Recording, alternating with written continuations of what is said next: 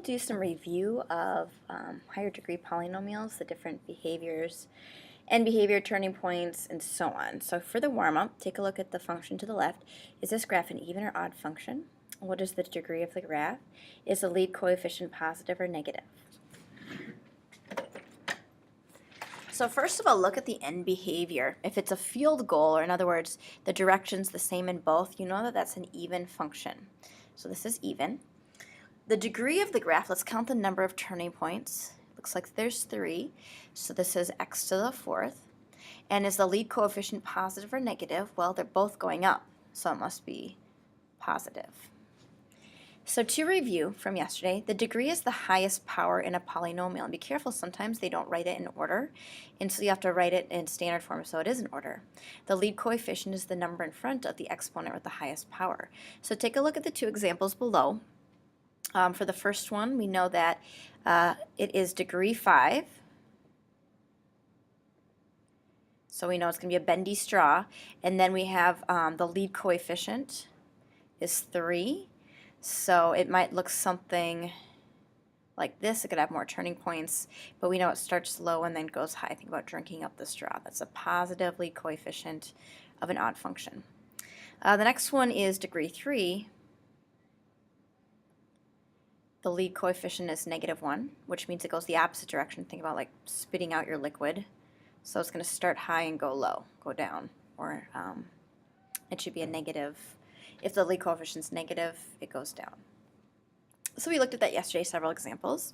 Let's look at even versus odd functions, the shapes. We talked about if it's even, it has the same end behavior. They're either both going up if it's positive or both going down if it's negative. And it's odd if the lead coefficient is odd. And this one has a positive lead coefficient, so think about drinking up the straw. So again, it might look something like this. It could have more turning points, up to 4 turning points. And again, the lead coefficient, if it's positive, this would be a field goal up. If it's negative, this would be a field goal down. It might have some more turning points in there, depending on the degree. And then if it's odd, think about going up or drinking up the straw. And if it's a negative, think about kind of spitting out liquid from your straw, or the function goes down. And again, it can have up to 4 turning points, one less than the number of the highest power. So again, end behavior, you have your left-hand side or your right-hand side. Is it going up or down? So here, if I say our left-hand behavior, it's going up, and our right-hand behavior is going down. Here we can say our left-hand behavior is going up, and our right-hand behavior is also going up, or positive. So that's review from what we did yesterday, and your assignment deals with those types of problems. Also turning points. So we found a pattern, and we noticed that the degree is always 1 more than the number of turning points. It can be 1 more than the number of turning points. This has 1 turning point, so this is degree 2, which means x squared would be the highest power. This has 1, 2, 3 turning points, so this is degree 4. So the highest power can be x to the 4th. This has 1, 2, 3, 4 turning points. It's degree 5. So x to the 5th can be the highest exponent in your function. And we can also look at lead coefficient. This has to be positive. Both of them are going up. This would be negative because both of these are going down. And this, you're drinking up the straw, so this would be a positive lead coefficient. So today, here's the new part. Does the graph bounce off the 0 or does it go through? So we've talked about zeros of the graph in quadratics. We know we can find the zeros by factoring and doing the opposite of the zeros or setting it equal to 0. So the steps are factor the polynomial. If the 0 is real, it will be an x-intercept. So we know that from last unit. The multiplicity of the 0 is even. If it's even, it will bounce off the x-axis. And if the multiplicity of the 0 is odd, it will cross the x-axis. So what does all this mean? Let's try it. So this one's already factored for us. What are the two zeros? X equals 3, here's one of the zeros, and x equals -2. But the multiplicity, I'll call it multiplicity, here is odd, it's 1. There's not a number, it's 1. The multiplicity of this guy, this 0, is 2 because of the squared. And so if it's an even multiplicity, it bounces off the 0. So it touches the 0 and bounces off. But if it's an odd multiplicity, it goes straight through the 0 and crosses at that point. Okay, so again, if it's even, it bounces off. If it's odd, it goes through. So let's try this again. So what are the zeros? This is already factored, so this will be x equals 1 and x equals -4. The multiplicity, though, for this one is even, and the multiplicity for this 0 is odd. Okay, so we can say that, see, at 1 it bounces off. In this graph, I've cut it off, so you're missing part of the graph here. And then it goes through with the odd multiplicity. All right, let's see one where we have to factor it.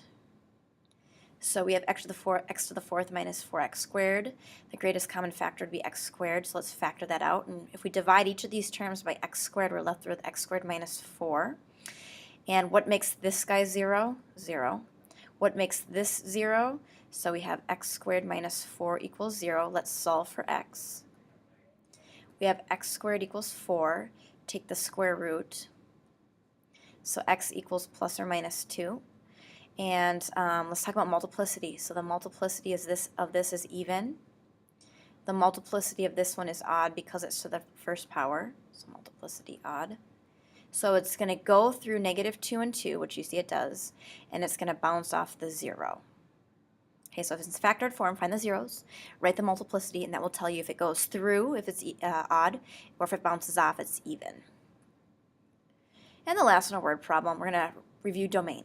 An open box is made from a square piece of material 36 inches on a side by cutting equal squares with size of length x from the corners. So if it's 36 but we're cutting out 2 x's, the length of this part right here is 36 minus 2x. We had a formula for the volume. Volume is length times width times height. So the length of this would be 36 minus 2x. The height we can see of the box if we fold it up is x. And the width, it's a square, so it's the same, 36 minus 2x. If we were to multiply all these together, it would give us the formula for volume. Let's find the domain. In other words, you have to think what x values would not work here. And if you think about it, can you have a height of 0? Well, not really. And then, so to do that, we know that x can't be 0 here. Also, let's take a look at this. 36 minus 2x. Let's set that equal to 0 and solve. So I'm going to add 2x to each side. And we get 36 equals 2x divided by 2. All right, so if x is 18, then this side is 0, and you can't really have a length of 0. So our domain are x values. We know that x cannot be less than or equal to 18, because then we'll get sides of 0 and we won't have any volume. So we're going to say x is greater than 18. And if it's greater than 18, we're going to get numbers bigger than 0 here, and you're going to be able to get a volume. So that's what it means, find the domain of the function. We can pick side lengths that are greater than 18, and then it will work. Well, actually, is it greater than 18 or less than 18? So let's think about this. If it's bigger than 18, this will be, we'll have negative, so we have to change the sign. I'm sorry. So this should be x is less than 18. If x is less than 18, but it has to be bigger than 0 as well, so greater than 0. So again, it can't be 0. It can be anything between 0 and 18. If it's bigger than 18, this turns into a 0 or a negative number, and you can't have 0 or a negative number for your volume. So we'll say x is between 0 and 18.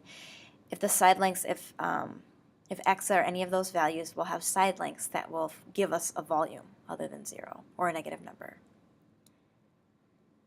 All right, so your assignment today is mainly practicing these types of problems. Can you identify if it bounces off the 0, goes through, and then review of end behavior, turning points, lead coefficient, and then there's one domain problem which we'll talk about in class tomorrow.